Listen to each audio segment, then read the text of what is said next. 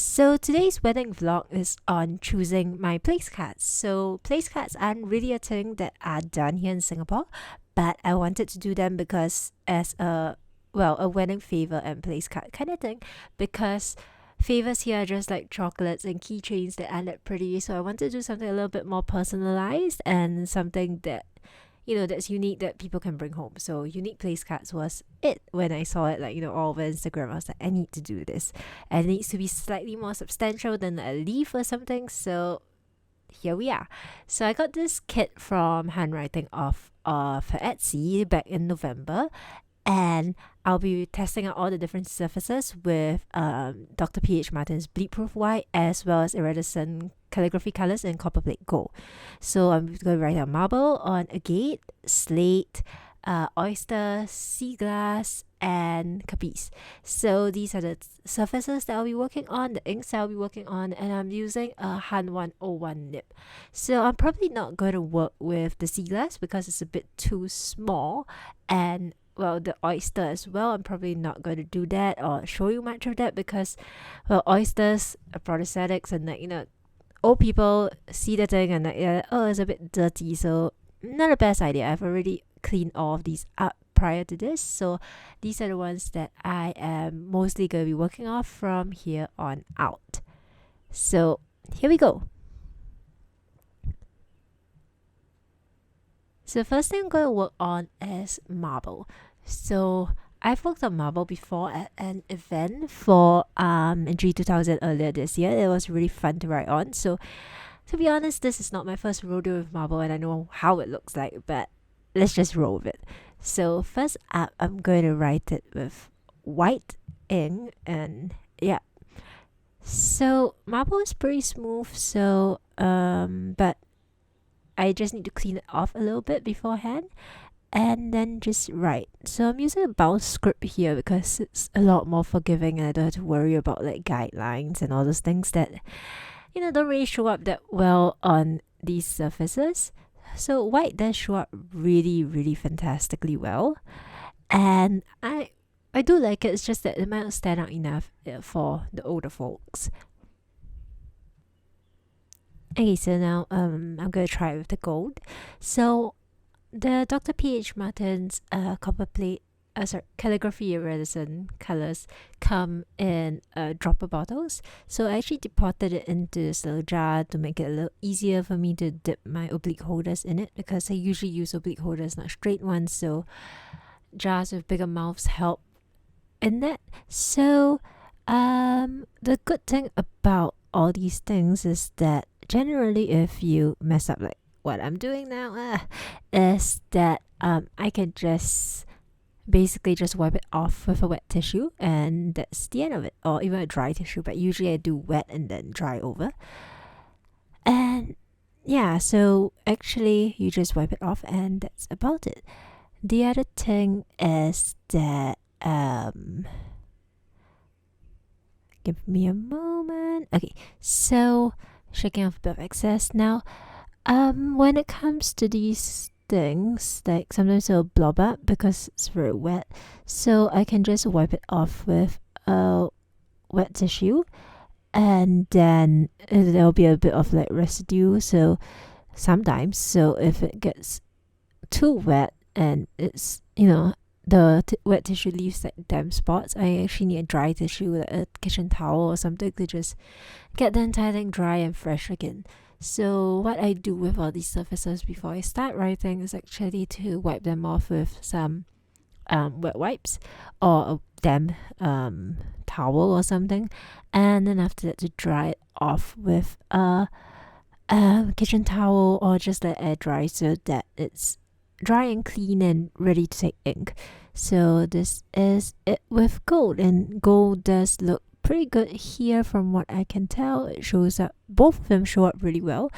The only downside again is the weight and the fact that shipping it in, if I get it from China or even like the US or wherever, is going to be expensive because of the cost of shipping it, because of the sheer amount of weight. So that's one thing to consider unless I can get it locally. So now I'm going to move on to agate, which is also available online, and Etsy has a lot of them.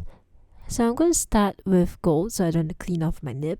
And I have green and I have natural gate here.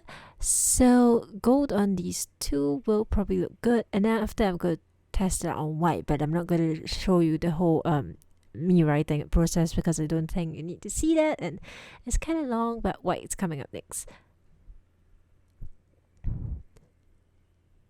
So let's just do this.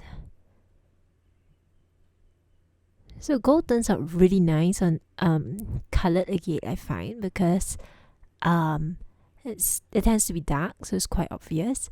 Whereas with natural, it's a pretty nude sort of color.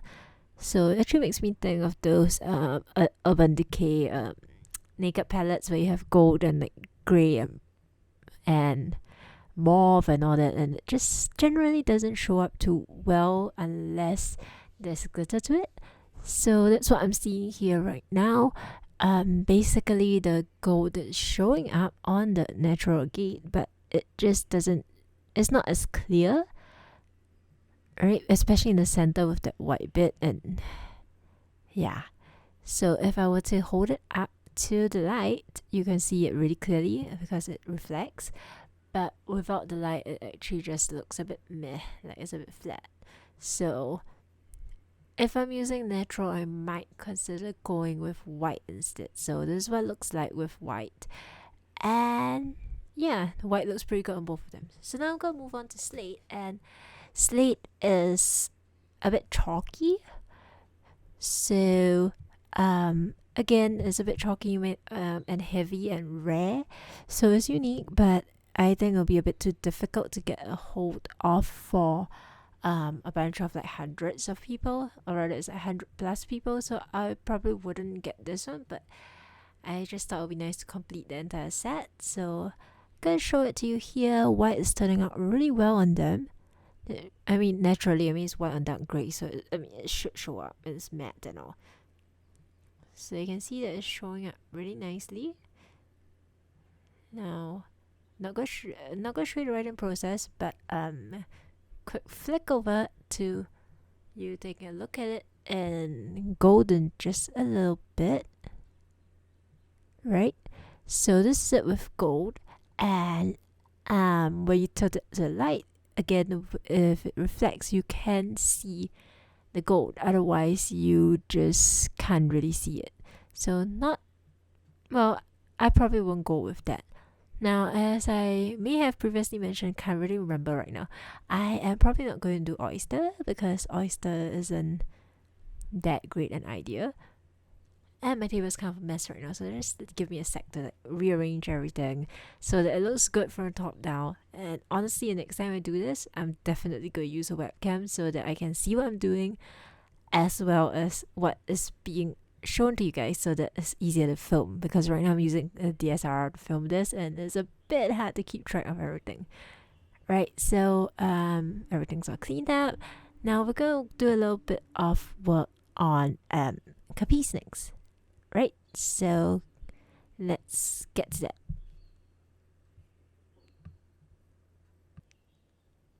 Okay, so capiz I'm going to work on with white first, and let's see how it turns out against the grey. So, but white against white, as like previously established, probably wouldn't turn out that well because, well, white on translucent and then against white, so I'll probably put something grey underneath, but that was the plan to begin with, so white does look really good right now. Yeah, it definitely does. So it's really pretty, it's quite fine, and yeah, it does look great. So let me just dot that C. Alright, camera died. So yeah, I kind of hit like the maximum recording speed, so I'm gonna refresh that. And where was I? So capiz and white, it does look really great. So now I'm gonna show you how it looks like with gold, and then we'll wrap up for the day, because I don't think I want to go into how oyster looks, because simply put, like, oysters aren't the surface that I'm going to go with, because, well, culturally I'm not having a beach wedding at all. It's kind of weird, and it's gritty. I wiped off all of these surfaces beforehand and they were really gritty, and I just don't think it's a good thing to put on like a dish where like elderly people will eat after that or whatever. I mean, even if it's anyone, like I just personally don't feel good about it. So yeah, let's take a look at that gold for Capiz, I mean. So this gold is a bit less runny than the white, which makes it a bit harder to work with, I feel. But I mean, it will get this job done. It's also really pretty when it's shiny. You can kind of see that against the grey, it doesn't show up that well, but until you turns it to light anyway. So that's another consideration, I guess. I mean, it does show up, but it just doesn't show up that well as compared to the white. The white is very clearly pretty, you know. So I actually find myself leaning in favor of white on all these surfaces over gold, even though gold looks really classy. Alright, so let's get all this sharp and pretty so you can take a look. And yep, so against the white, gold stands out much better. So that's about it for today, and thanks for watching. I think in the end of it, I will probably end up going with Capiz after all. So final option at the end, unless I can get marble cheap locally, then maybe marble. So thanks for watching me blatter on about my place card options, and maybe you'll get some inspiration as well. So the supplies I use are all linked down below in the comments if you want to check it out. And you know, if you want me to do them for you, just hit me up, I guess. Okay, catch you next time. Bye.